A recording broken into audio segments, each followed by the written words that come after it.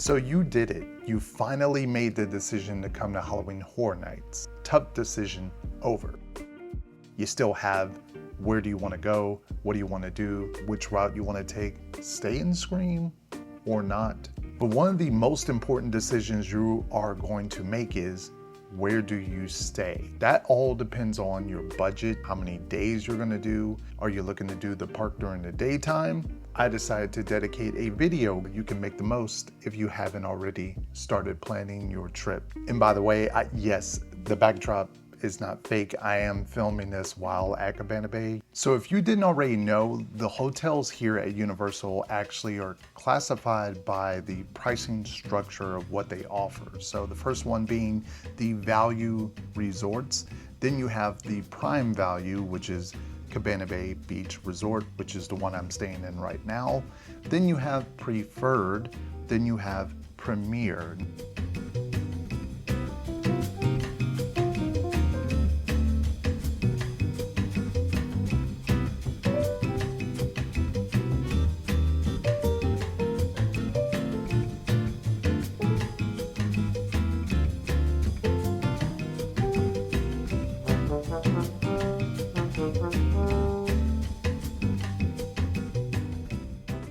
Maybe stay one day. You can possibly just swing and do dockside. That would be the cheaper of all the hotels to do.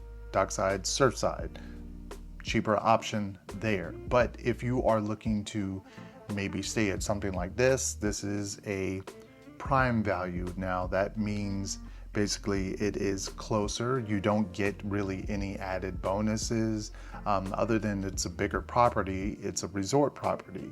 You do have bus travel.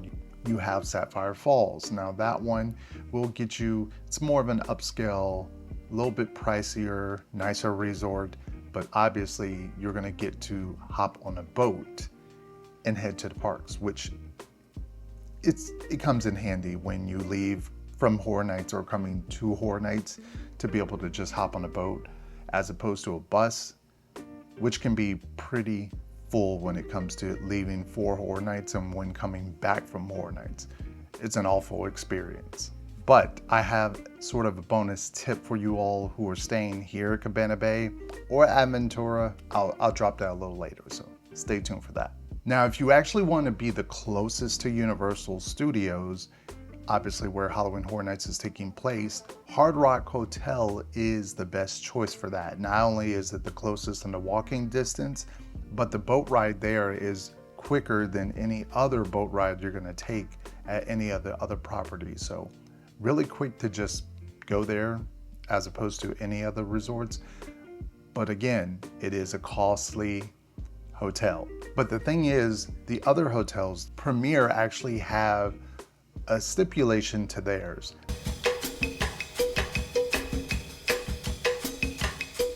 Not only do they have the boat travel, they have the better resorts, they feel like vacation spots, but they also offer Express. Now, this Express is not used during Horror Nights time, but they also offer Express. Now, this Express is not used during Horror Nights time. This is only used during the daytime operations. Again, it all depends on what you're going to do. If you are staying a whole week and you're doing the park a couple days during the day, and then you're gonna switch over to Horror Nights, you might benefit to staying at Royal Pacific, Hard Rock, or Portofino Bay just to get the daytime express, because at least you get to use that.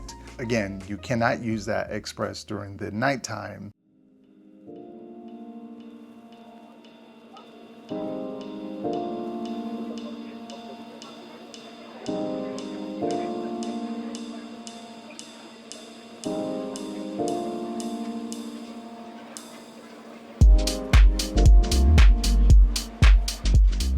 The hotels don't give you any benefits, except for where I am staying. Cabana Bay actually has a Halloween Horror Nights bar and an experience that you can go to.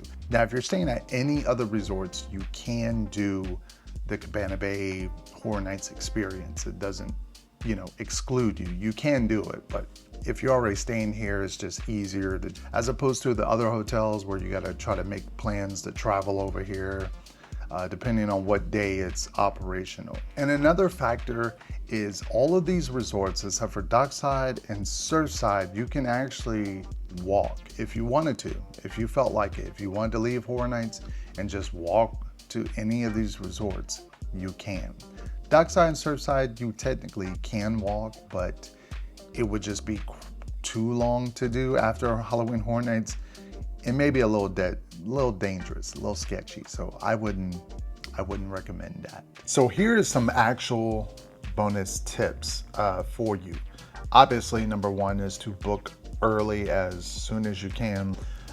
If you're a Florida resident, there's Florida resident discounts. If you're a pass holder, there are obviously discounts there. You don't have to stay at the other resorts to use the boat transportation. Obviously, I didn't stay at Portofino, but obviously I hopped on the boat and went over there. They don't ask for any kind of information or what room you're staying in. So you can just easily hop on any one of them, whether you are staying at Aventura and you want to hop on the Sapphire boat, if you are from Cabana Bay and you want to hop on the Sapphire boat. Kind of gives you that leg up without paying for the price of that resort. If you find this video helpful and you want me to make more of these, let me know in the comment section, and thank you all for tuning in and supporting the channel.